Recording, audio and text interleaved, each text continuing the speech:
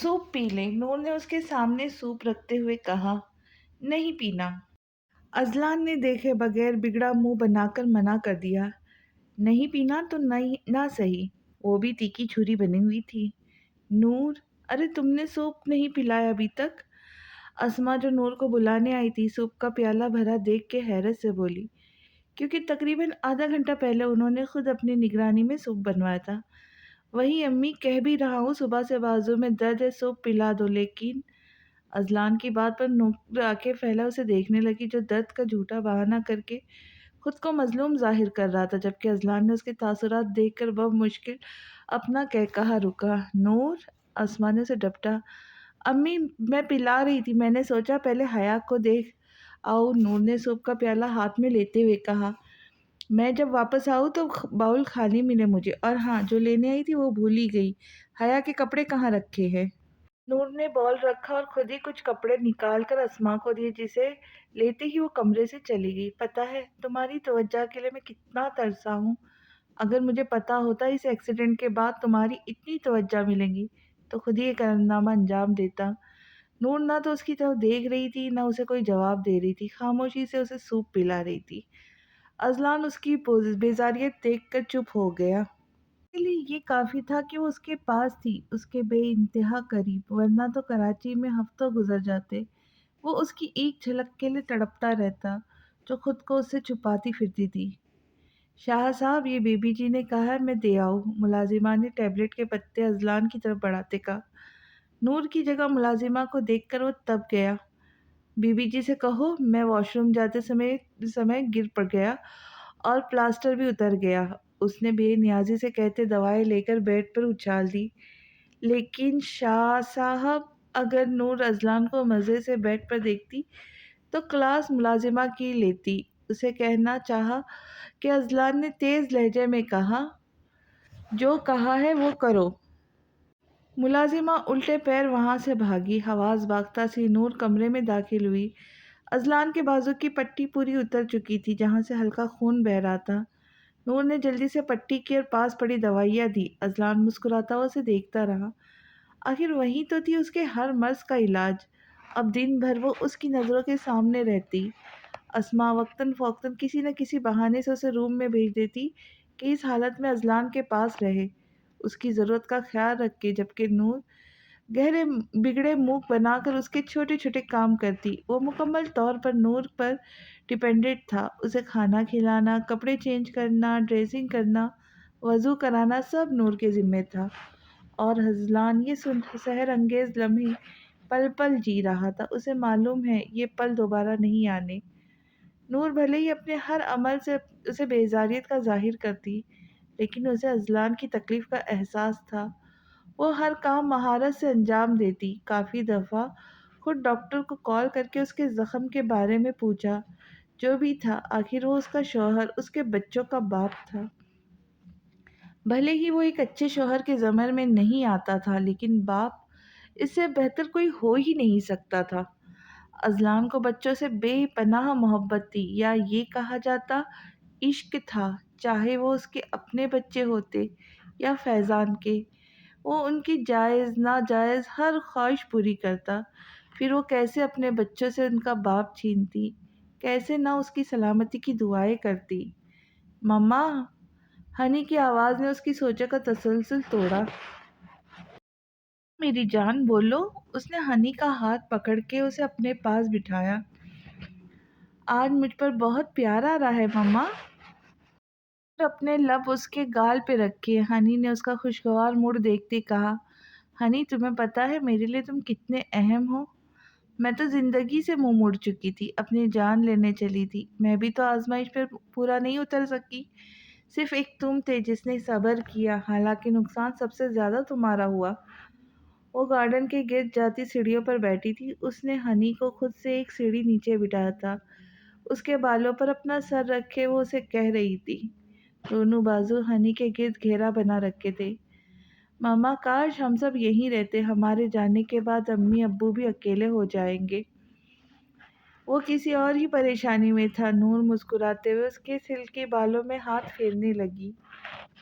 बाबा से क्या बात हुई? हनी अभी अजलान से मिलकर आया था। जब वो गया تو چہرے پر پریشانی سوچ سے آزاد تھا، لیکن اب اس کے چہرے سے پریشانی صاف آیا تھی۔ ماما، ہم نیکسٹ ویک لاہور جا رہے ہیں۔ امی کو کچھ دیر پہلے اذلان کی کئی باتیں یاد آ گئی۔ اب بڑے ہو چکے ہو، میرا سہارا ہو تم، میرے ہر دکھ ہر غم میں میرا ساتھ شریک رہے ہو۔ تمہیں ہی اپنے بھائیوں کا اور حیا کا خیال رکھنا ہے۔ ہنی، حیا میرے دل کا ٹکڑا ہے، میری سانسوں سے دیکھ کے چلتی ہے، اسے کبھی رونے مت دینا، اس کے لبوں سے ادا ہونے سے پہلے اس کی ہر خواہش پوری کرنا۔ وہ بیک گراؤنڈ سے ٹیک لگے بیٹھا تھا، ہنی غور سے اسے سن رہا تھا۔ ہنی، ابو نے تمہارے ڈاکیومنٹس بنوائے ہیں، وہ چاہتے میں تمہیں ابروڈ بھیج دوں ہائر اسٹڈیز کے لیے، لیکن میں ایسا نہیں کروں گا۔ پہلی دفعہ میں نے ان کی کسی بات سے اختلاف کیا ہے، باہر کچھ بھی نہیں، جو مزہ اپنے وطن میں ہے دنیا کے کسی کون ملک میں نہیں۔ ابو نے پھر تمہارے سیفٹی کے لیے تمہارا نام چینج کروا دیا، تمہارا ایڈمیشن ایک بہترین اسکول میں کروا دیا۔ اب دھیان آگے تمہیں رکھنا ہے، اپنے بھائی اور بہن کا۔ کسی انجان آدمی سے بات نہیں کرو گے، اسکول سے ڈائریکٹ گھر کی کسی دوست کے گھر نہیں جاؤ گے، دوست کو بلانا چاہو تو تمہاری مرضی، لیکن تم یہ کہیں نہیں جاؤ گے اور نہ ہی بغیر گارڈز کے گھر سے نکلو گے، انڈرسٹینڈ؟ ہنی نے سر اسبات میں ہلایا۔ بابا، وہ سب صحیح ہے، لیکن ماما کا خیال کون رکھے گا؟ ہنی نے مسکراہٹ دباتے ہوئے کہا، اس کے لیے میں ہوں نا، ویسے بھی میرے علاوہ وہ کسی کی بات مانتی کہاں ہے؟ اذلان اس کے تصور سے مسکرا اٹھا۔ آج کل اس کا روٹھا روٹھا سراپا اسے اور حسین اور دلکش بناتا۔ آپ کی بھی نہیں مانتی، آپ ڈراتے ہیں بس اس لیے۔ ہنی نے اذلان کا مذاق اڑاتے ہوئے کہا، بہت بولنے لگے ہو یہاں آ کر۔ اذلان نے اس کے گال کھینچتے ہوئے کہا، تبھی ڈاکٹر روٹین چیک اپ کے لیے وہاں آ گیا۔ ڈاکٹر کے آنے کے بعد ہنی نور کے پاس چلا آیا۔ جانے کا بتاتے ہوئے ہنی اداس تھا، نور کو احساس تھا یہاں آ کر وہ کافی بہل چکا تھا۔ وہ ابھی نہا کے نکلی تھی کہ بیل بج اٹھی۔ شاہزر کا نام اسکرین پر دیکھتے ہی اس کے ہاتھ میں لرزش طاری ہو گئی۔ ہیلو، شاہزر کی چہکتی آواز اس کے سماعتوں میں گونجی۔ کیسی ہو؟ وہ جواب نہ پا کر خود ہی بولا، جی میں ٹھیک۔ اس کے لڑکھڑاتی آواز پر دوسری طرف شاہزر کے لبوں کو مسکراہٹ چھو گئی۔ میرا حال نہیں پوچھو گی؟ شاہزر نے اس کی مسلسل چپی پر کہا، جی آپ کیسے ہیں؟ بمشکل حلق سے جملہ ادا ہوا۔ شاہزر جب اسے شاپنگ کرانے لایا تھا تو وہ ہر ممکن کوشش کرتا رہا کہ حیا خود اسے مخاطب کرے، وہ اس کے ڈر کو ختم کر دے، لیکن باوجود کوشش کے حیا اسے سہمی جھجکتی رہی۔ یہ اس کے کیے کا ہی نتیجہ تھا جو وہ بھگت رہا تھا۔ تم بن ادھورا ہوں۔ وہ مسلسل مسکرا رہا تھا، حیا کا سرخ پڑتا چہرہ اس کی آنکھوں کے سامنے گھوم رہا تھا، جبکہ دوسری طرف حیا سرخ پڑتے چہرے کے ساتھ ہونٹ کاٹنے لگی۔ کچھ بولو بھی، اچھا یہ بتاؤ مجھے مس کرتی ہو؟ شاہزر کو اب اس کی چھپی پر غصہ آ رہا تھا۔ اب اس کا سنجیدہ لہجے سے حیا مزید بوکھلا گئی۔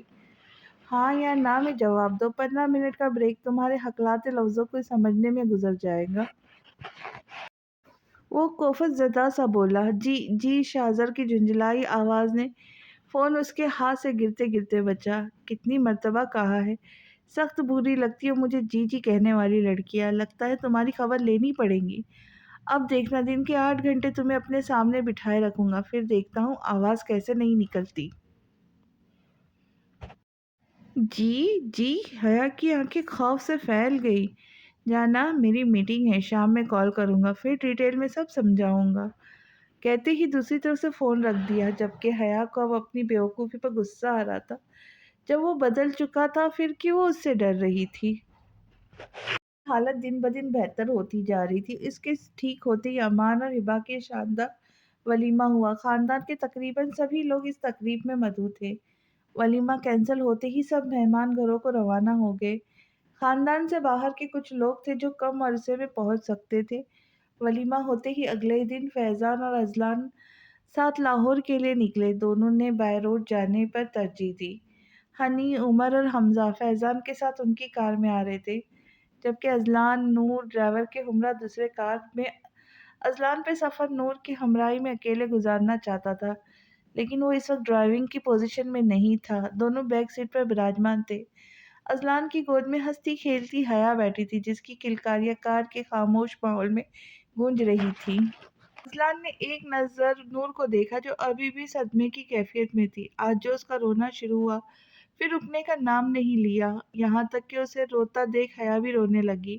اسما اور اعظم شاہ خود غم میں ڈوبے ہوئے تھے، ایک امان ہی تھا جس نے نور کو سنبھالا۔ راستے میں ازلان نے ہوٹل کا بورڈ دیکھتے ہی فیضان کو کال کر کے رکنے کا کہا۔ وہ جانتا تھا اس نے صبح سے کچھ نہیں کھایا ہوگا اور اس کے اصرار پر تو وہ سارا دن بھوکی رہیں گی، لیکن اس کی کوئی بات نہیں مانیں گی۔ فیضان نے اندر ایک الگ روم بک کیا جہاں وہ سب آرام سے بیٹھ کر لنچ کر سکے۔ کھانا عائشہ نے آرڈر کیا، اپنی اور نور کی پسند کا۔ عائشہ فیضان کی پسند سے واقف تھی، اسے حساب سے کھانا آرڈر کیا۔ نور اپنے ساتھ حمزہ کو بھی چھوٹے چھوٹے نوالے بنا کر کھلا رہی تھی اور ازلان عمر کو۔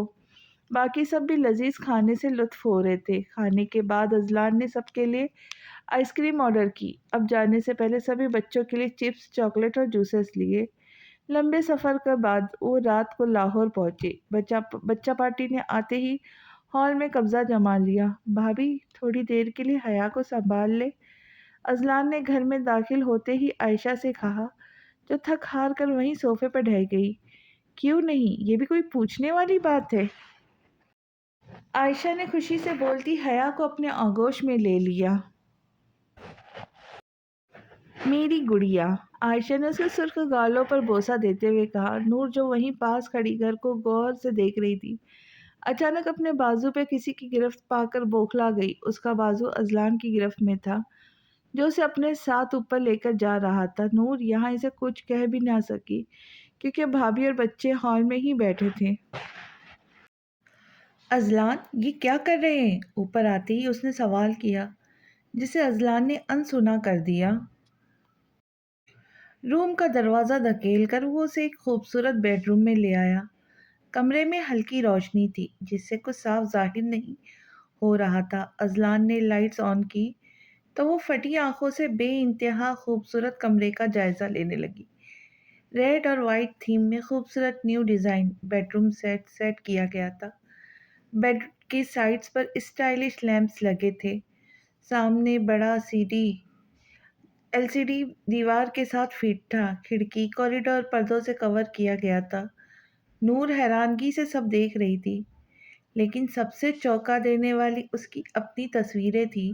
بیڈ سے لگی دیوار پر بڑی فل سائز کی اس کی اپنی اور حیا کی پک لگی تھی۔ وہ وہی عمر اور حمزہ کے عقیقے والی تھی جس میں وہ حیا کو تھامے اسٹیج سے اتر رہی تھی۔ اس کے چہرے پر دلکش مسکراہٹ تھی۔ روم میں جگہ جگہ اس کی اور حیا کی تصویریں تھیں، جس میں کبھی وہ مسکرا رہی ہے، کبھی حیا کے چہرے پہ بوسے دے رہی تھی، تو کبھی اسے اوپر اچھالتے اس کی مسکراہٹ میں خود مسکرا رہی ہے۔ ریڈ تمہارا فیوریٹ کلر ہے نا؟ ازلان نے اسے پیچھے سے اپنے حصار میں لیا اور تھوڑی کندھے پہ رکھتے ہوئے اس کے کان میں سرگوشی کی۔ کو برداشت نہیں ہو رہا تھا وہ کیوں یہ سب کر رہا تھا، وہ کیوں اس برف کی مورت سے سر ٹکرا رہا تھا۔ اب کیا فائدہ جب وہ خود اسے پتھر بنا چکا ہے؟ اب کیوں وہ اس کے دل کو نرم کر رہا ہے؟ آخر کیوں؟ بولو نا۔ ازلان کے لب اس کے کان کی لو کو چھو رہے تھے۔ ازلان کے لمس سے اس کے اوزان خطا ہو گئے۔ وہ خود میں سمٹ کر تھوڑا آگے ہوئی۔ ازلان اس کی جھجک سے محفوظ ہوتا خود اس کا ہاتھ نرمی سے تھامے اسے وارڈروب کے سامنے کھڑا کیا۔ وارڈروب کھلتے ہی نور کی نظر مختلف ڈریسز پہ پڑی۔ کچھ لان کے نیو سوٹس تھے تو کچھ بھرے کامدار کپڑے، ساتھ ہی جویلری۔ نیچے سائڈ پر مختلف کلر کی سینڈلز رکھے تھے۔ میں نہیں چاہتا کوئی بھی چیز تمہیں گزرے وقت کی یاد دلائے۔ اب میں تمہیں صرف ہنستا مسکراتا دیکھنا چاہتا ہوں۔ زخم دینے والا میں ہوں تو مرہم بھی میں ہی لگاؤں گا۔ تمہاری ہر بات مانوں گا، غصہ کنٹرول کرنے کی کوشش کروں گا، اس وقت تک معافی مانگوں گا کہ ازالہ کروں گا جب تک دل سے معاف نہیں کر دیتی۔ تم نہیں جانتی میری زندگی کس قدر پاگل ہوں تمہارے لیے، ہوا بھی تمہیں چھو کر گزرے تو برداشت نہیں ہوتا، کہتے ہی اذلان نے نرمی سے اس کے پیشانی پر اور پیشانی چومی اور اسے دوسرے کمرے میں لے آیا۔ یہ میری پرنسس کا روم۔ پنک کلر میں بیڈ روم سیٹ سلیقے سے سجایا گیا تھا۔ جہازی سائڈ گول شیپ میں تھا جس کے گرد پنک جھالی کے پردے لٹک رہے تھے جو پورے بیڈ کو کور کر رہے تھے۔ وہ کسی ریاست کی شہزادی کا کمرہ معلوم ہوتا۔ وہاں وال سے لگے بیڈ کے اوپر حیا کی ایک بڑی سی تصویر لگی تھی جس میں ہنستے ہوئے اس کے آگے کے 2 دانت نظر آ رہے تھے۔ وہیں روم میں کھلونے سے بھرا بکیٹ رکھا ہوا تھا۔ ایک بڑا سا ٹیڈی بیئر ڈریسنگ ٹیبل کے سائڈ پر رکھا ہوا تھا۔ پیکٹ میں ریپ ڈالز بیڈ پر رکھی ہوئی تھی۔ پورے کمرے کی والز کو پنک کلر سے پینٹ کیا گیا تھا۔ چھت پر چھوٹے اسٹارز لگے تھے جو لائٹ بند کرتے ہی چمکنے لگتے۔ اسے مہیے سے جائزہ لیتے دیکھ اذلان نے اس کا بازو کھینچا اور باری باری باقی 2 کمروں میں لے گیا۔ ہنی کا بیڈ روم سیٹ رائل بلو بلیک کمبینیشن میں تھا جبکہ عمر حمزہ کا روم بلیک اور وائٹ کامبو میں۔ کیسا لگا اپنا گھر؟ جانتی ہو نور، یہ سب میں نے خود ڈیزائن کیا ہے۔ حیا کی پیدائش کے وقت ہی میں نے یہاں آنے کا سوچ لیا تھا اور کام بھی اسی وقت سے اسٹارٹ کروا دیا تھا۔ تم بہت خوبصورت تھے، وہ کہے بنا نہ رہ سکی۔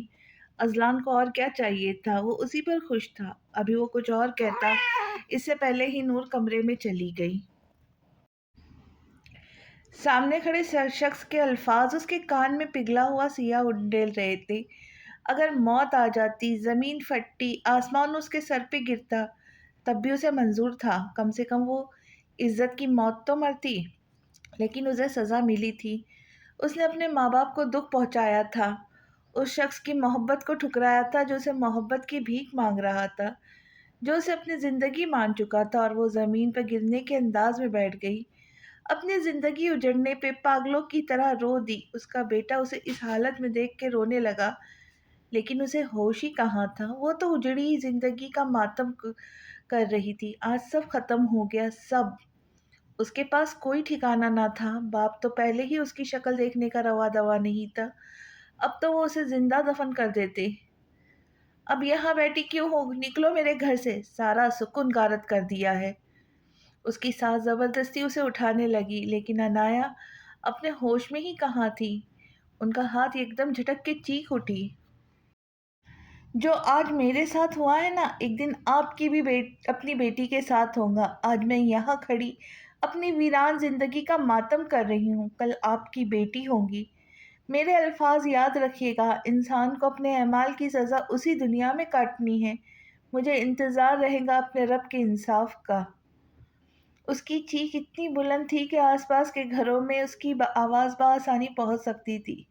وہ انہیں خیر آلود نظروں سے گھور کر احمد کو اٹھانے لگی۔ کہاں لے جا رہی ہو اسے؟ سوچ ہے تمہاری میرا بیٹا یہیں رہے گا، تم دفع ہوں گی یہاں سے۔ عارف نے حقارت سے کہتے ہوئے احمد کو اٹھایا اور اس کے رونے کی پرواہ کیے بغیر اسے کمرے میں لے جا کے بند کر دیا۔ اب اٹھ یہاں سے منحوس ماری، میرے بیٹے کو تو گھر سے نکال دیا، پھر تجھے کیوں رکھوں یہاں؟ اٹھ، میرے بچوں کو سانپ کی طرح نگل گئی۔ اس کی سانس کا تیش کم آنے میں ہی نہیں دے رہا تھا۔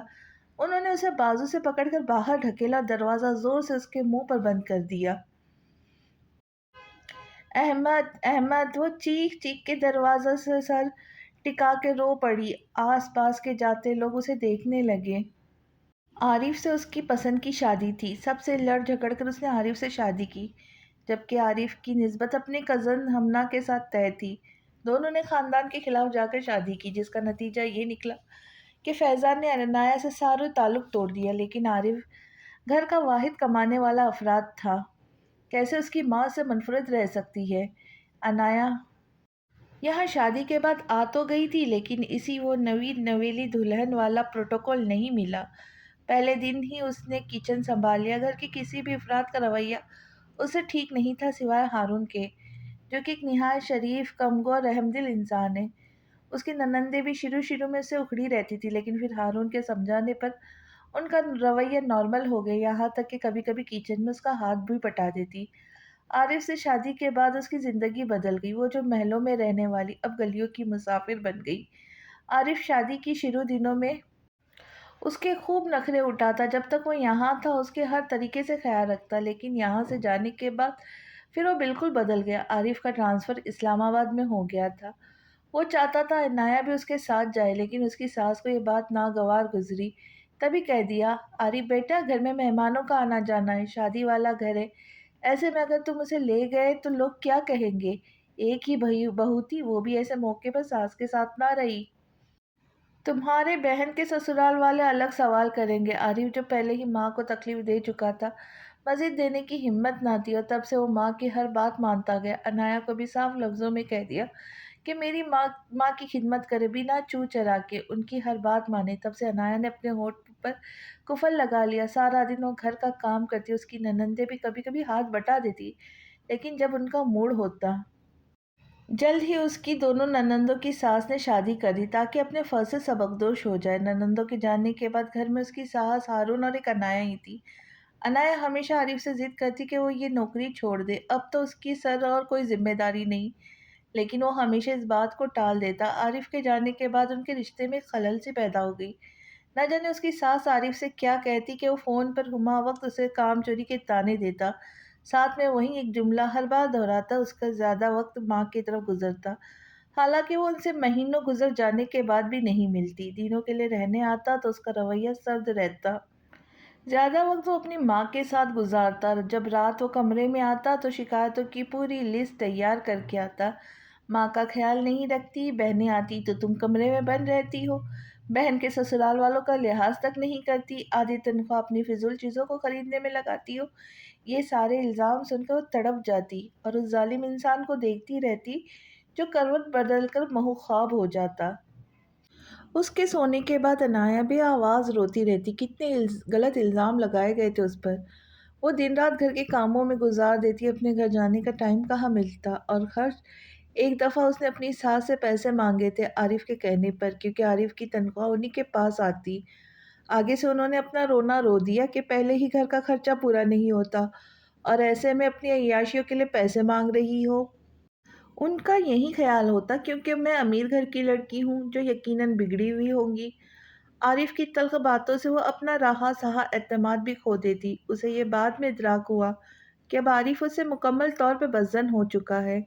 ہارون نے اسے کافی دفعہ سمجھایا تھا وہ اپنے رشتے پر دھیان دے، جو بھی بات ہے عارف سے سامنے رہ کر کلیئر کرے، لیکن وہ اسے کیسے بتاتی؟ عارف اس کی کسی بات پر کا اعتبار نہیں کرتا، نہ اسے سنا گوارا کرتا ہے۔ وہ اس کی بہنوں کے ساتھ صحیح نہیں، نہ ماں کے ساتھ۔ اسے یہی سب سوچے پریشان کرتی کہ وہ غلطی کر بیٹھا ہے، یہاں تک کہ احمد کے آنے سے بھی اسے کوئی خاص خوشی نہیں ہوئی تھی۔ عنایہ اپنا اور احمد کا سارا خرچ خود ہی اٹھاتی، محلے کے بچوں کو ٹیوشن پڑھا کر، یا پھر عائشہ جو دے جاتی اس سے۔ کبھی کبھار جب وہ گھر جاتی تو واپسی پر ہمیشہ اسے احمد کی جیب سے کبھی 10 تو کبھی 15,000 ملتے، اور وہ اچھی طرح جانتی تھی کس نے یہ احمد کی جیب میں رکھا ہوگا۔ تب اسے خود سے نفرت ہونے لگی۔ جس انسان کا اس نے دل دکھایا تھا وہ بن کہے اس کی ہر ضرورت سمجھ جاتا، اور محبت کا دعوے دار اسے تنہا کر کے چلا گیا۔ شادی کے بعد پل پل اس نے سزا پائی، اور آج ہمیشہ کے لیے اس کی غلطی کی سزا اس کے مقدر میں لکھ دی گئی، طلاق کی صورت میں۔ آج عارف نے اسے اپنی زندگی سے بے دخل کر دیا، ہمیشہ ہمیشہ کے لیے۔ اتنے لمبے سفر کے بعد اسے شدید گرمی کا احساس ہو رہا تھا، اس لیے وہ وارڈروب سے اذلان کے خریدے سوٹ میں سے ایک ڈریس لے کے نہانے چلی گئی۔ نہا کر وہ کچھ بنانے کا سوچ رہی تھی، لیکن کچن میں کچھ تھا نہیں، نہ مسالے برتن وغیرہ رکھے تھے، نہ پکانے کے لیے کچھ سامان تھا۔ وہ بھابھی سے مانگنے کا سوچ کر نیچے چلی آئی۔ نور، آج یہی ڈنر کر لو، اب کیا الگ سے کھانا بناؤں گی، اتنی تھکی ہوئی سفر سے آ رہی ہو۔ بھابھی آپ بھی تو تھک گئی ہے۔ ارے نہیں، مجھے تو عادت ہے، یہ فیضان کا روز کا کام ہے، مجھے ہر کہیں ساتھ لے کر جاتے۔ پہلے مما تھی، وہ بچوں کا خیال رکھتی تھی، پھر ان کے جانے کے بعد یہ سفر کا سلسلہ ختم ہوا، ورنہ مجھے عادت ہے۔ بیٹھو تم۔ عائشہ پھپھو عائشہ کی ساس کو یاد کرتے افسردہ ہو گئی۔ کچھ دیر دونوں میں خاموشی حائل رہی، پھر نور بھی اٹھ کر عائشہ کی مدد کرنے لگی۔ ڈنر کے بعد ازلان فیضان واک کرنے چلے گئے، وہ بھی عمر، حمزہ اور حیا کو سلا کر بھابھی کے ساتھ چھت پر آ گئی۔ انایا نے آج عارف کے آنے کی خوشی میں اس کی من پسند ڈشز بنائی تھی۔ آج اس نے سوچ لیا تھا عارف سے اپنے تعلقات بہتر کر لیں گی، ایک ایک بات اسے بتا دیں گی، اس لیے آج اس نے عارف کا لایا ہوا ڈریس پہنا تھا اور تیار ہو کر آخری دفعہ کھانے کا جائزہ لینے گئی تھی۔ تبھی ہارون کچن میں داخل ہوا۔ بھابھی بھائی آ گئے، ان سے جا کر مل لے، یہ کام بعد میں ہوتے رہیں گے، ہارون نے اپنی اصلی سنجیدہ لہجے میں کہا اور سالن کا ڈھکن ہٹا کر جائزہ لینے لگا۔ ہاں بس جا رہی ہوں، یہ فش فرائی ہو جائے۔ انایا نے فرائنگ پین سے ڈھکن ہٹا کر فش کا جائزہ لیا جو مکمل طور پر تیار تھی۔ وہ کبرڈ سے پلیٹ نکالنے لگی، اس کا ریشمی دوپٹہ سر سے ڈھلک کر پیر میں آ ٹکا۔ اگر بروقت ہارون نہ سنبھالتا تو وہ ضرور زمین بوس ہو جاتی۔ ہارون نے اسے دونوں کندھوں سے تھام رکھا تھا، دوپٹہ اس کے زمین بوس ہو چکا تھا۔ نظارہ ایسا تھا کہ کوئی بھی شخص غلط فہمی کا شکار ہو سکتا تھا، اور ہوا بھی ایسا ہی تھا۔ اس کی ساس نے کچن میں آتے ہی نظارہ دیکھا، چیخ چیخ کے اپنے بیٹے کو بلا کر اس کی کردار کشی کی، اس کے کردار پر حملہ کیا۔ وہ اپنے بیٹے کے کردار سے اچھی طرح واقف تھی، ان کا بیٹا ایسا نہیں، چاہے کچھ بھی ہو جائے ان کا بیٹا اتنا گرا ہوا نہیں۔ وہ اپنے بہو کے کردار سے بھی واقف تھی، جسے انہوں نے ان 5 سالوں میں ایک دفعہ بھی ننگے سر نہیں دیکھا، لیکن اس وقت وہ صرف ایک ظالم ساس بنی ہوئی تھی جو اپنے بیٹے کو کسی بھی اس رشتے سے آزادی دلوانا چاہتی تھی۔ آخر اس لڑکی کی وجہ سے ان کے اکلوتے بھائی نے ان سے منہ موڑ لیا۔ ہمنا ان کے بھائی کی بیٹی تھی جس کی نسبت عارف کے ساتھ طے تھی۔ عارف نے کچن میں اپنی بیوی کو جس حالت میں دیکھا وہ ناقابل یقین تھا، وہیں اس نے 3 حروف سنا کر ہمیشہ کے لیے اس رشتے سے آزادی پا لی۔ ہارون جو بے یقینی سے ماں کو دیکھ رہا تھا اور اپنے بھائی کی زبان سے ادا ہوتے لفظوں کو سن کر ہمیشہ کے لیے اس گھر کو الوداع کہہ کر چلا گیا۔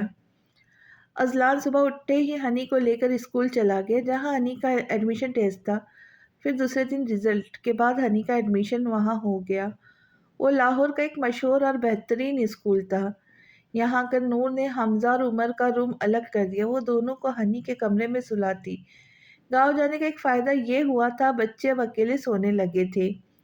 نور کا رویہ اذلان کے ساتھ ویسا ہی سرد تھا، وہ جتنا اس سے غافل رہتی اذلان اتنا ہی اسے اپنی موجودگی کا احساس دلاتا۔ جب کبھی شرٹ کا بٹن ٹوٹ جاتا وہ اسے اپنے پاس بٹھا کر بٹن لگواتا، ٹائی یہ کہہ کے پھینک دیتا مجھ سے نہیں بنتی۔ ناچارہ نور کو ٹائی باندھنی پڑتی۔ صبح جب وہ ہنی کو تیار کرتی تو اذلان کی آواز پورے گھر میں گونجتی، نور میرا والیٹ نہیں مل رہا۔ حالانکہ والیٹ ڈریسنگ ٹیبل پہ رکھا ہوتا۔ نور کار کی کہاں ہے؟ میرا لیپ ٹاپ نہیں مل رہا۔ رات کو ہی وہ ذمہ داری سے سارا اسٹف ٹیبل پہ رکھ کر سوتا۔ دوسرے کلر کی ٹائی دو، یہ سوٹ نہیں کر رہی۔ میچنگ ٹائی دینے کے باوجود وہ ہر بات پر نخرے دکھاتا۔ کہاں چلی جاتی ہو، 1000 بار کہا ہے جب تک آفس نہ چلا جاؤ سامنے رہا کرو۔ اب ساکس نہیں مل رہے، کہاں ہے؟ نور ان باتوں پر اسے غصے سے گھورتی، مقابل میں ڈھیٹ بنتا مسکراہٹ روکے اسے اس کے سرخ چہرہ دل میں اتارتا۔ شاہزر، ہنی اور انایا تینوں کو وہ خود اسکول چھوڑتا اور واپسی میں وہ گارڈز کے ساتھ آتے۔ ناشتہ کر کے ہنی روز کچن میں کام کرتی نور کے پاس آتا اور اس کے کندھے سے لگی حیا کے گالوں پر بوسہ دیتا، پھر کار میں بیٹھ کے اذلان کے آنے کا انتظار کرتا جو وہیں عمل دہراتا۔ وہ کچن میں حیا کے لیے دودھ گرم کرتی، نور کو اپنے حصار میں لیتا، ایک بھرپور حق کے بعد اس کی اور حیا کی پیشانی کو چومتے ہوئے وہی بات دہراتا، تمہارا یہ نرم نازک خوشبودار لمس مجھے تازگی بخشتا ہے، ہر بار لگتا ہے میں پھر جی اٹھاؤں۔ وہ روز یہ جملہ اس کی سماعتوں میں اتارے جاتا۔ اکثر حیا کی یہی روٹین ہوتی کہ وہ اذلان اور ہنی کے جانے سے 2 یا 3 منٹ پہلے سے اٹھ کر بیٹھ جاتی اور نور سے اپنے ساتھ لگے گھر کے کام باقی کرتی۔ آدھے دن اس کا حمزہ عمر کے آگے پیچھے گزر جاتا۔ اذلان نے اس کی روتی شکل دیکھ کر اماں کو گاؤں سے بلایا، ساتھ ہی ایک فل ٹائم میٹ کا بھی انتظام کیا۔ وہ رات کو ڈنر کے بعد بیڈ شیٹ درست کر رہی تھی، حیا زمین پر بیٹھی کھلونے کے منہ میں ڈالے ان سے کھیل رہی تھی۔ تبھی اذلان عجلت میں کمرے میں داخل ہوا۔ نور سنو، وہ تم اپنے ڈاکیومنٹس دینا، جلدی مجھے کہیں جانا ہے۔ اذلان تیر کی تیزی سے الماری کی طرف بڑھتے ہوئے کچھ پیپرز نکالنے لگا۔ نور پہلے تو اس کی عجلت میں کہیں بات سمجھی نہیں، پھر سمجھنے پر حیرانگی سے اذلان کی طرف دیکھنے لگی جو الماری کا حشر نشر کر کے پیپرز ڈھونڈ رہا تھا۔ تم ابھی تک یہیں کھڑی ہو؟ جلدی کرو نور، ایک آدمی سے ملنے جانا ہے، اتنی مشکل سے ہاتھ لگا ہے۔ میرے پاس کوئی ڈاکیومنٹس نہیں۔ نور سرد میری سے گویا ہوئی اور بیڈ شیٹ درست کر کے نیچے بیٹھی حیا کو اٹھا کے بیڈ پر بٹھایا۔ نور پلیز، ابھی میں بحث کے موڈ میں نہیں، جلدی اپنے ڈاکیومنٹس نکالو، کہاں رکھے ہیں؟ وہ اپنے مطلوبہ پیپرز ڈھونڈ چکا تھا، اب نور سے مانگ رہا تھا جس کو دینے میں کوئی دلچسپی نہیں تھی۔ نور میں تم سے کہہ رہا ہوں، کیوں مجھے غصہ دلاتی ہو؟ اذلان کی آواز قدرے اونچی ہوگی اسے وہیں کھڑا دیکھ کر، تب گیا۔ میں نے کہا نا میرے پاس نہیں، اسی دن جلا دی تھی جس دن آپ نے میرے خواب کو روند کر پھینکا تھا، اور وہ اب استری اون کر کے ہنی کا یونیفارم پریس کر رہی تھی۔ کیا بکواس کر رہی ہو؟ اذلان کو یقین نہ آیا، وہ چلتا ہوا نور کے پیچھے آن کھڑا ہوا، جھٹکے سے اس کا رخ اپنی طرف کیا۔ یہی سچ ہے اذلان، میں نے اسی دن فیصلہ کیا تھا کہ جب آپ کی آنکھوں سے بدگمانی کی پٹی ہٹیں گی میں آپ کو ازالے کا کوئی موقع فراہم نہیں کروں گی۔ میں نے وہ ساری کشتیاں جلا دی جو ہمارے دلوں کو جوڑ دی۔ اب آپ چاہے کچھ بھی کر لیں لیکن دل کے اس بند دروازے کو نہیں کھول سکتے۔ اور اب مزید مجھے اس ٹاپک پہ کوئی بات نہیں کرنی، مجھے نماز کے لیے دیر ہو رہی۔ اتنی نفرت، یا میرے خدا کیا کر دیا میں نے؟ نہ خود سکون سے رہا نہ اسے رہنے دیا۔ بدلہ لے کر میں نے کون سا سکون حاصل کیا؟ دن رات خود بھی جلتا رہا، اسے اپنے ساتھ جلاتا رہا۔ اب میں بھی اب ہار نہیں مانوں گا۔ نور نور میں سب ٹھیک کرنا چاہتا ہوں۔ اذلان کے کہے الفاظ نے اس کے تن بدن میں آگ لگا دی۔ وہ اس کا کالر پکڑ کر چیخ پڑی۔ کیا ٹھیک کریں گے؟ بولے کیا ٹھیک کریں گے؟ میرے ڈر کو ختم کر سکتے؟ میری سوچوں کا رخ بدل سکتے؟ میرے اندر کی آگ کو ختم کر سکتے؟ بولے، بولتے کیوں نہیں؟ وہ نڈھال سے زمین پہ گر گئی۔ وہ خود سے حق کلام تھی۔ میں بہت بری ماں ہوں، بہت بری۔ میں نے اپنی بیٹی کو بد دعا دی، دن رات خدا سے اس کے مرنے کی دعائیں کی، بی بی جان سے کہا کہ دعا کرے وہ میرے پیٹ میں ہی دم توڑ دے۔ میرے الفاظ مجھے سونے نہیں دیتے۔ میں اس پل کا سوچ کر کانپ اٹھتی ہوں جب اسے کے جملے حقوق کسی اور کے نام ہو جائیں گے۔ پھر کیا وہ بھی اس سے نفرت کرے گا جس طرح آپ کرتے؟ ہاتھ اٹھائے گا اس پر؟ سوچ سوچ کر میرا دماغ پھٹنے لگتا ہے۔ اذلان، اذلان یاد ہے میں نے کہا تھا اس کی زندگی میں بھی آپ جیسا شخص آئے گا جو اس کے ساتھ ویسا ہی سلوک کرے گا جس طرح آپ نے میرے ساتھ کیا۔ اگر میری بد دعا سچ ہو گئی تو اذلان میں مر جاؤں گی۔ میری بیٹی کو کیسے کوئی ہاتھ لگا سکتا ہے؟ وہ میری بیٹی ہے۔ وہ ہاتھوں میں چہرہ چھپا کر پھوٹ پھوٹ کر رو پڑی۔ اذلان جو ساکت سا سب سن رہا تھا، اس کے وجود نے جنبش کی، نمی سے اسے اپنی آنکھوں سے بھی اتری ہوئی محسوس ہوئی۔ وہ اس کے قریب ہی بیٹھ گیا، ہاتھ بازو بڑھا کر اس نے اپنی باہوں میں سمیٹنا چاہا تو وہ چیخ اٹھی، اکیلا چھوڑ دے مجھے پلیز، چلے جائے یہاں سے۔ وہ منت بھرے لہجے میں کہہ رہی تھی۔ بہت دیر تک وہ ندامت میں گھرا اس کے آنسو کو تھمنے کا انتظار کرتا رہا۔ پھر جب برداشت نہ ہوا تو اسے زبردستی اٹھا کے بیڈ پر لٹایا۔ بد دعاؤں سے زیادہ دعاؤں کا اثر ہوتا ہے۔ تم ماں ہو، اس کے مستقبل کے لیے دعا کرو۔ اور نور، میری کوئی مجبوری نہیں، میں ابو کی طرح بے بس نہیں ہوں گا، اس شخص کا وجود مٹا دوں گا جو میری بیٹی پر غلط نظر ڈالے گا بھی۔ اس کے آنسو تھم چکے تھے، وہ اٹھ کر واش روم میں گھس گئی۔ اذلان اس کا باہر نکلنے کا انتظار کرنے لگا لیکن وہ شاید اس سے چھپی تھی۔ اس نے بے چین ہو کر ہنی کا سہارا لیا جو پڑھائی میں مصروف تھا۔ بے شک وہ اس کے لیے اہم نہیں تھا لیکن وہ جانتا تھا اس کے بیٹے میں نور کی جان بستی ہے، ایک وہی اسے سنبھال سکتا ہے۔ وہ 15 دن کی محنت کے بعد بہت مشکل سے ڈاکیومنٹس ریکور کر سکا۔ وہ اگلے دن ہی گاؤں گیا تھا، بغیر کسی کو بتائے۔ وہاں اپنا کام کرتا رہا۔ وہ اپنے ساتھ اپنے خاص گارڈ کو لے کر گیا تھا۔ مسلسل اسکول کالج کے چکر لگانے کے بعد بالآخر وہ اس کے ڈاکیومنٹس دوبارہ حاصل کر سکا۔ ایڈمٹ کارڈ اسے نور کے روم میں سے ملا تھا، باقی مارک شیٹ اس نے بورڈ سے دوبارہ نکلوائی۔ آج وہ نور سے روبرو ایک آخری بار ریکویسٹ کرنے آیا تھا اور اسے یقین تھا وہ اپنا خواب پورا کرنے کے لیے اس کی بات ضرور مانے گی۔ وہ اس وقت لاؤنج میں بیٹھا اس کا انتظار کر رہا تھا جو بھابھی سے ملنے نیچے گئی تھی۔ جیسے ہی نور اوپر آئی، اذلان نے کسی تاخیر کے بغیر اس کا ہاتھ پکڑ کر اپنی بات شروع کی۔ پلیز میری بات سن لو، میں تمہارا ایڈمیشن فارم فل کر کے آیا ہوں، تمہارے ڈاکیومنٹس بھی نکل گئے۔ میں جانتا ہوں تم بہت ذہین ہو، آرام سے ٹیسٹ کلیئر کر لوں گی۔ میں بہت شرمندہ ہوں، میری غلطیوں کی سزا خود کو مت دو۔ میں چاہتا ہوں تم اپنا خواب پورا کرو اور اس سب میں تمہارا ساتھ ہوں۔ بچوں کی فکر مت کرو، فل ٹائم میڈ ہے ورنہ گاؤں سے کسی کو بلا لوں گا۔ تم بس یہ ٹیسٹ کلیئر کر لو۔ آپ کو انٹری ٹیسٹ کلیئر کرنا بچوں کا کھیل لگ رہا ہے؟ میں ذہین ہوں یا نہیں، لیکن میں نے ٹیسٹ کلیئر کرنے کے لیے دن رات محنت کی تھی۔ یہ کچھ دنوں کا کام نہیں ہے، بہت محنت لگتی ہے اس میں۔ اور ویسے بھی اب میں پہلے کی طرح نہیں رہی، میں کوئی نوجوان لڑکی نہیں، ایک میرڈ وومن ہوں جس پر ذمہ داریاں ہے۔ نہ اب میرا ذہن پہلے کی طرح کام کرتا ہے۔ وہ زخمی نظروں سے اسے دیکھتی گویا ہوئی۔ تم کوشش تو کرو پلیز، وہ التجا کر رہا تھا۔ آپ کیوں میرے زخموں پر نمک چھڑک رہے ہیں؟ میں سب بھولنا چاہتی ہوں۔ آپ پھر یاد دلا دیتے آخر چاہتے کیا ہے؟ وہ چیخ پڑی۔ تمہیں خوش دیکھنا چاہتا ہوں، بس ایک یہی خواہش ہے میری۔ دوں گی نا ٹیسٹ؟ اسے جیسے اب بھی یقین تھا وہ اس کی بات مانے گی۔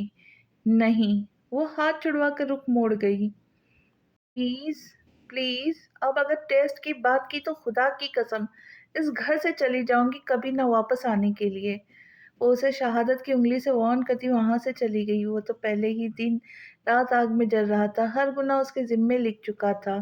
ہر گناہ اس کے ذمے لکھا جا چکا تھا۔ جہاں اس نے دن رات اس کی اولاد کو پالنے میں صرف کر دیے، وہیں وہ اس وقت مختلف اذیتوں سے نوازتا رہا۔ اپنا ہر جرم اسے دن رات کسی بچھو کی طرح کاٹتا۔ رات کی تاریکی میں ایک ہی بستر پر وہ کسی اجنبی کی طرح کروٹ لے کر سو جاتی۔ وہ پوری رات انگاروں میں خود کو جھلستے کاٹتا، دن رات تیزی سے گزرتے۔ اس کا یہی معمول تھا، وہ جان بوجھ کر ہر کام کے لیے اسے آواز دیتا، اپنی اہمیت جتاتا، جب موقع ملتا اس سے معافی مانگتا، اس کے لب سے ادا ہونے سے پہلے وہ کام انجام دے دیتا۔ لیکن وہ محبوب اب بے بس بن چکا تھا۔ اس کا دل اس کی حالت دیکھ کر ٹوٹ پڑا۔ وہ دروازے سے سر ٹکائے رو رہی تھی۔ انایا اٹھو چلو۔ میر نے بازو سے پکڑ کر اسے اٹھایا۔ میر احمد، وہ احمد، میرا احمد، عارف اسے لے گیا، میرے پاس آنے نہیں دیا، وہ بہت رو رہا تھا، میرا احمد۔ میر کا گویا میٹر گھوم گیا۔ وہ بے حس لوگ، انہیں ذرا رحم نہیں آیا؟ ایک لڑکی کو رات کے اندھیرے میں گھر سے نکال دیا، انہیں ذرا خدا کا خوف نہیں آیا؟ خود کے گھر میں ماں، بہن، بیٹیاں ہیں، پھر بھی انہیں احساس نہیں؟ لڑکی کی عزت کیا خزانہ ہے؟ نہ اس کی عزت کی پرواہ کی، نہ ممتا کی۔ ایک ماں سے اس کا بیٹا چھین لیا۔ میر نے انایا کا بازو سے پکڑ کر اسے کار میں بٹھایا، کار لاک کر دی، لیکن لاک کرنے سے پہلے وہ اس سے وعدہ کرنا نہیں بھولا تھا۔ پلیز چپ ہو جاؤ انایا، میں احمد کو لے آؤں گا، وعدہ کرتا ہوں، لیکن اب مجھے تمہاری ان آنکھوں میں آنسو نہ دکھے ورنہ گھر لے چلوں گا۔ میر کی دھمکی سے اس نے فوراً اپنے آنسو پوچھے اور اس کی کارروائی دیکھنے لگی۔ قریباً 15 منٹ بعد ایک پولیس جیپ آ کر گھر کے سامنے رکی۔ جیپ میں سے پولیس والوں کے ساتھ ایک وکیل بھی نکلا تھا، جو کار سے نکلتے ہی میر سے گلے ملا۔ وہ سب اب دروازہ کھلوا کر اندر جا چکے تھے۔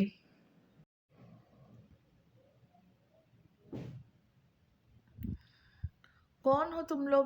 کیوں گھسے آ رہے ہو ہمارے گھر؟ میر عارف کی ماں کوئی بات نظر انداز کرتے وہ کمرہ دیکھنے لگا جہاں احمد ہو سکتا ہے۔ باقی پولیس والے بھی اوپر نیچے چھان بین کرنے لگی۔ تبھی دھڑام سے عارف روتے احمد کو اپنے ساتھ لگائے باہر آیا۔ میر کے سامنے وہ شخص کھڑا تھا جس نے اس کی زندگی چھینی تھی۔ ایک وقت تھا جب وہ اس سے انتہا کی نفرت کرتا تھا، لیکن آج وہ اس سے جذبے سے عاری تھا۔ آج میر کو اسے سامنے دیکھ کر کوئی نفرت، حسد، اپنا ٹھکرایا جانا کچھ یاد نہ آیا، کیونکہ اس کی زندگی اب کسی اور میں بستی تھی جس نے اسے مکمل کر دیا اور جو اسے ایک نئی زندگی دینے والی تھی۔ تم یہاں کیا کر رہے ہو؟ دفع ہو یہاں سے ورنہ حشر کر دوں گا تمہارا۔ میر کو دیکھ کر عارف لہو رنگ آنکھوں سے گویا ہوا۔ وہ جانتا تھا میر انایا کا سابقہ منگیتر ہے۔ تم جیسے انسان عورتوں کو اپنے پیر کی جوتی سمجھتے، جسے جب چاہا جیسے چاہا استعمال کیا۔ کیا وہ انسان نہیں؟ اسے درد نہیں ہوتا؟ خیر کوئی، تم جیسے دو کوڑی کے انسان سے میں توقع بھی کیا کر سکتا ہوں؟ وہ لڑکی اپنا سب کچھ چھوڑ چھاڑ کے تمہارے بھروسے یہاں آئی تھی، اپنے باپ تک سے ناراضگی موڑ لی اس نے، اور تم نے کیا کیا؟ وہ 2 دن بھی خوش نہ رکھ سکے۔ جب سے وہ یہاں آئی ہے میں نے ہر وقت اس کے ہونٹوں پر کھوکھلی مسکراہٹ دیکھی ہے، لیکن کسی سے شکوہ شکایت کرتا نہیں دیکھا، کبھی اسے دوسروں کو تمہارے ظلم کی داستان سناتے نہیں دیکھا۔ جانتے ہو کیوں؟ کیونکہ وہ تم جیسے شوہر کی عزت رکھنا جانتی ہے، اپنے شوہر کا جھکا سر نہیں دیکھ سکتی، اور تم رات کے اندھیرے میں اپنی ہی عزت کو درندوں کے بیچ چھوڑ کر کاہروں کی طرح یہاں بیٹھے ہو۔ تم نے یہ تک نہیں سوچا ماں ہے وہ تمہارے بیٹے کی، ذلیل بے حس انسان، جانتے نہیں تم مجھے؟ اب آدھی زندگی اپنے کوٹ کے چکر لگاتے گزار لینا۔ جا رہا ہوں میں، احمد کو روک سکتے ہو تو روک لو۔ میر نے سر نگاہوں سے اسے گھورتے ہوئے کہا، آخر میں اس کی آواز خود بخود آسمان کو چھو رہی تھی۔ ہاتھ لگا کے دکھاؤ، یہی دفن کر دوں گا تمہیں، عارف چیخا۔ میر نے دیر کے بعد کیے بغیر بلکتے احمد کو اس سے جھپٹا۔ عارف کچھ نہ کر سکا، حوالداروں نے اسے دونوں بازو سے آ کے پکڑا۔